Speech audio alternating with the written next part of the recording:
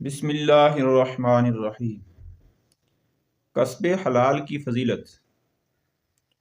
اور طلب حرام کی مذمت شریعت مطہرہ میں کی گئی ہے۔ ارکان اسلام یعنی نماز، روزہ، حج اور زکوٰۃ یعنی فرائض کے بعد حلال مال کمانا فرض ہے، اور یہ صرف اس شخص کے ذمہ نہیں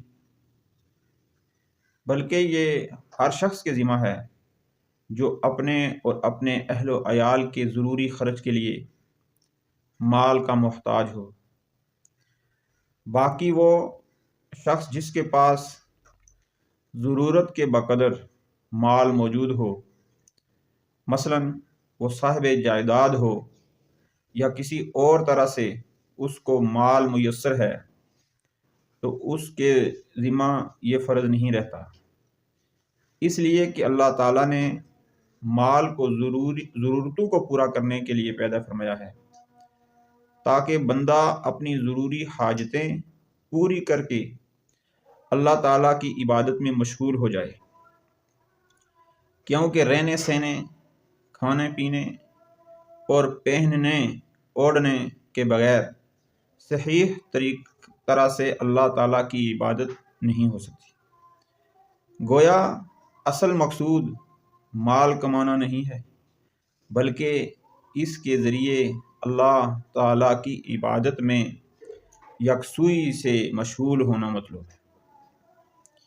قرآن مجید میں ایک جگہ اللہ تعالیٰ انسانوں پر اپنا احسان جتلاتے ہوئے ارشاد فرماتے ہیں، ہم نے دن کمائی کرنے کے لیے بنایا، سورۃ نبا میں۔ دوسری جگہ ارشاد فرمایا، ہم نے زمین میں تم کو جگہ دی اور اس میں تمہارے لیے روزیاں مقرر کر دیں، تم بہت کم شکر کرتے ہو، سورۃ اعراف میں اس بات کا تذکرہ کیا۔ ایک اور جگہ ارشاد فرماتے ہیں، کتنے لوگ زمین میں اللہ تعالیٰ کا فضل یعنی رزق ڈھونڈنے کے لیے پھریں گے۔ ایک دوسری جگہ ارشاد فرمایا، زمین میں پھیل جاؤ اور اللہ تعالیٰ کا فضل تلاش کرو۔ شریعت مطہرہ نے کسب حلال کو عبادات میں شمار فرمایا ہے اور اس کے بے شمار فضائل بتلائے ہیں۔ چنانچہ حضرت انس بن مالک رضی اللہ تعالی عنہ سے منقول ہے کہ نبی کریم صلی اللہ علیہ وسلم نے ارشاد فرمایا کہ حلال مال کا طلب کرنا ہر مسلمان پر واجب ہے۔ اسی طرح حضرت عبداللہ بن مسعود رضی اللہ عنہ سے مروی ہے کہ نبی کریم صلی اللہ علیہ وسلم نے ارشاد فرمایا کہ حلال مال کا طلب کرنا فرائض کے بعد فرض ہے۔ حضرت ابو سعید خدری رضی اللہ تعالی عنہ حضور صلی اللہ علیہ وسلم سے نقل کرتے ہیں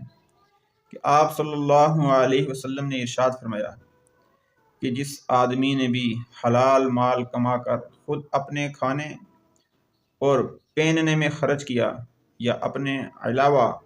اللہ تعالیٰ کی مخلوق میں سے کسی دوسرے کو کھلایا یا پہنایا تو یہ بھی اس کے لیے صدقہ ہوگا۔ اسی طرح بخاری شریف کی ایک روایت میں پیغمبر علیہ الصلاۃ والسلام نے ارشاد فرمایا کہ اپنے ہاتھ کی کمائی سے بہتر کھانا کسی نے نہیں کھایا، اور اللہ تعالیٰ کے نبی حضرت داؤد علیہ السلام اپنے ہاتھ کی کمائی سے کھاتے تھے۔ اس سے معلوم ہوا کہ مطلق مال کمانا فرض اور واجب عبادت نہیں، بلکہ حلال اور جائز طریقے سے مال کمانا عبادت ہے۔ حرام یا مشتبہ مال کمانا عبادت تو کیا الٹا سخت گناہ اور اللہ تعالیٰ کی نافرمانی ہے۔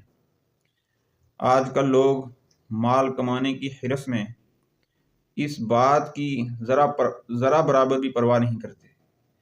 کہ حلال طریقے سے کما رہے ہیں یا حرام طریقے سے، بلکہ آج کل تو لوگ جھوٹ، فریب،